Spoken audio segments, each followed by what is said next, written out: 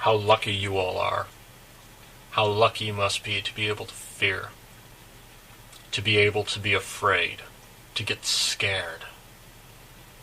You see, I was always told that the strongest people, the coolest people, were the ones who were fearless.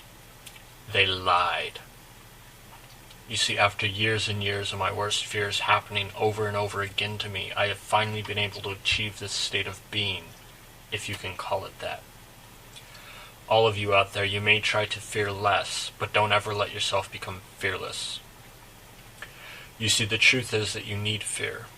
Fear can be one of the greatest parts of your life.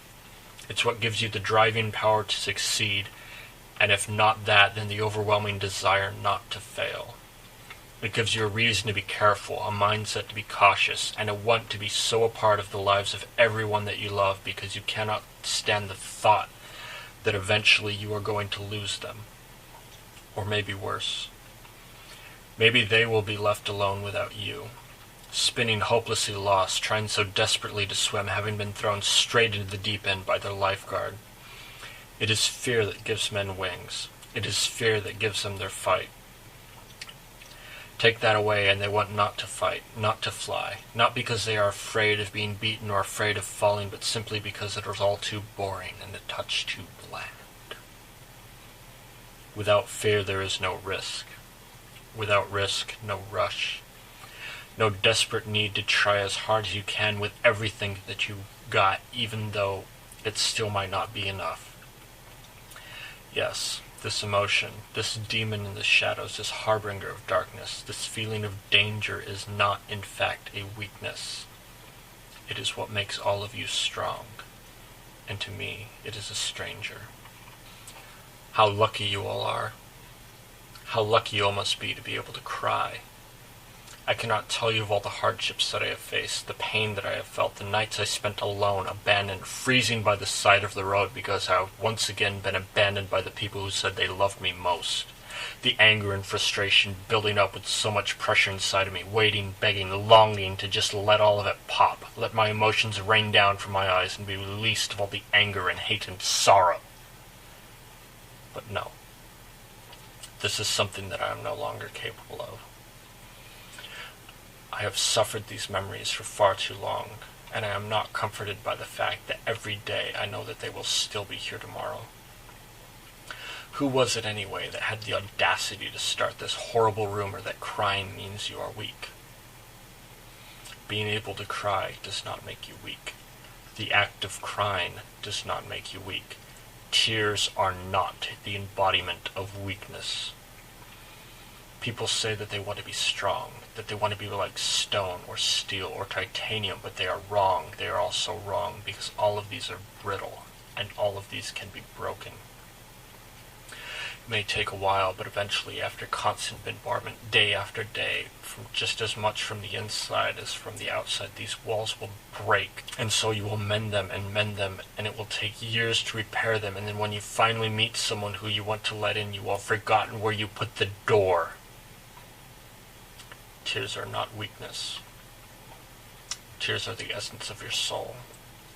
They are your true being squeezed out from the inside, glistening in the sun on a warm summer day, just like lemonade.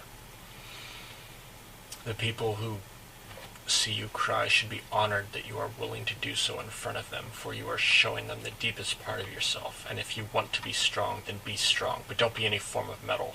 Don't even be diamond, because diamond can still be destroyed by itself. Be strong like water.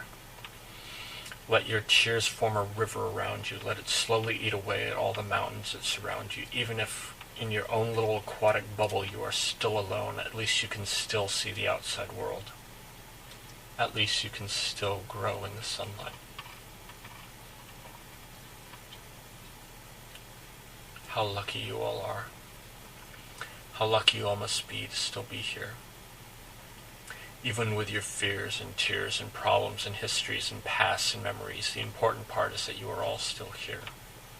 And if you want to still be here tomorrow, then you will be, because even if you feel weak, even if you feel that there isn't anything left inside of you, you are wrong. Because even with my lack of fear, lack of ability to tear, the truth is that I am still here. Removed even of my humanity and the majority of my sanity, I am still here. So the next time that you find yourself standing on the cliff's edge, knife in hand, ready to take the plunge, you toss that blade deep into the darkness and scream at the pit for hours, and you cry your heart out. Pour all of your emotion into every single one of those droplets.